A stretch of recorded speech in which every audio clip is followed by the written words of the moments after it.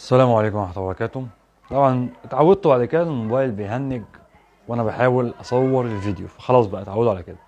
انا طالع المرة دي اتكلم على حاجة مهمة جدا، حاجة تهمك وتهمني، وكل الناس هتطلع تتكلم عليها الفترة اللي جاية دي وهتبقى ترند.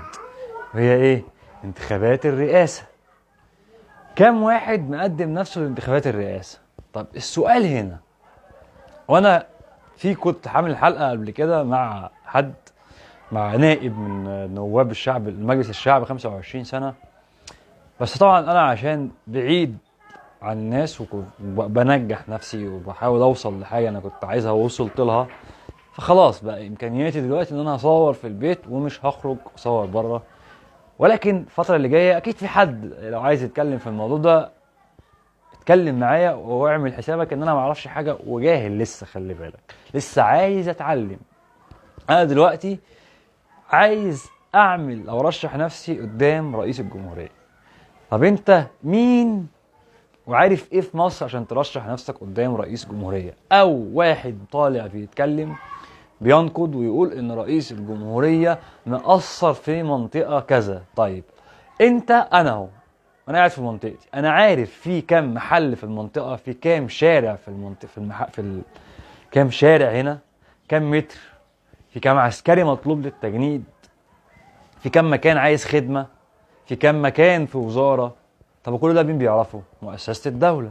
فعشان كده بقى رئيس دولة لما تبقى تفكر وعايز ترشح نفسك انك هتوصل لرئاسة الجمهورية، لازم، انا شايف كده، دي وجهة نظري، لازم تكون عارف كام مواطن عندك.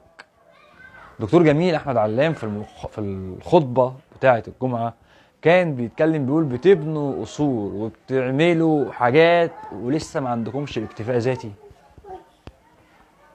هي دي النقطة، الاكتفاء الذاتي. لازم انت تكون عندك قدرة استيعاب شخصية انك هتقدر تتحمل وتشيل مسؤولية 100 مليون شخص. في واحد طالع بيتكلم هو بره، واحنا مش ضد اللي بره. دكتور محمد البرادعي كنا ضده وبقيت معاه، انا واحد من الناس وفي كتير جدا كنا ضده. احنا كلنا، خليها كلنا ولحد دلوقتي وما زالت، بس يعني في ناس معاه وناس ضده.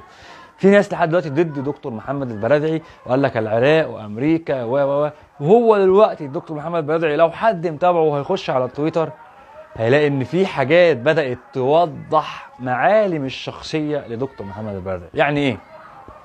يعني اللي بيحصل دلوقتي دكتور محمد البرادعي بقى ينشر حاجات، في ناس بدأت تدور ورا من سبب دخول الامريكان.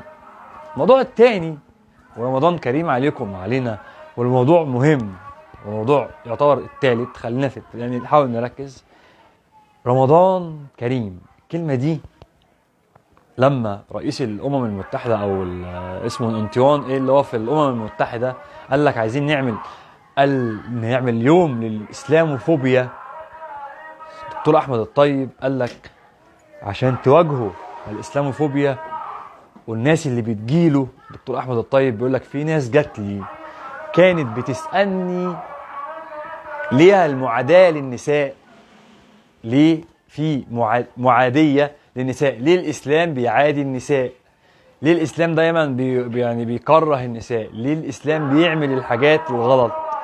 فقال له لا، لو انت عايز تعرف هتلاقي ان الرسول عليه الصلاه والسلام والقران والسيره والسنه الصحيحة هي أكتر حاجة يعني بتقف جنب الست.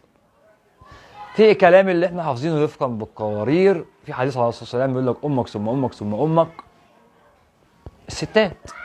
في يوم المرأة العالمي الستات، اللي نجح رئيس عبد الفتاح السيسي الستات. هو لحد دلوقتي ليه شايفهم؟ لأن هم النسبة الكبيرة من المجتمع. فحاولوا تفهموا، كفاية تنمر. في ناس يعني واحد كتب لي سؤال انا ما فهمتهوش، مش عارف هي مشكله فيا ان انا ما بعرفش اقرا الكلام ولا بحس، يعني مش عارف بصراحه. كل اللي انا طالبه انا بعمل محتوى الفيديو عشان ما بعرفش اقول كلام، لكن حاولتها بودكس هكتب الكلام برضو، يعني بقيت حاجتين. شكرا ليكم بودكس عاشق الروح يوتيوبر. خلي بالكم عشان تتعلموا